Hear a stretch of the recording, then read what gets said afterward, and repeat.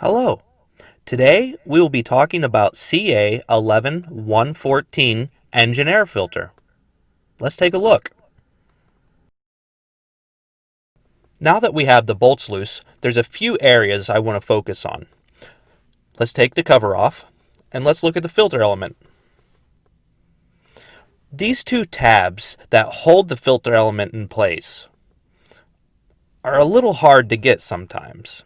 So if you use two thumbs and press it over the tabs, it stays in place properly. Another area that we need to focus on is the collar at the end of the filter element. Once the filter is removed, we need to make sure that we focus on replacing it properly. The collar needs to be centered perfectly for proper fitment. If not, we could have a leak. Our third area of concern is on the very front of the housing.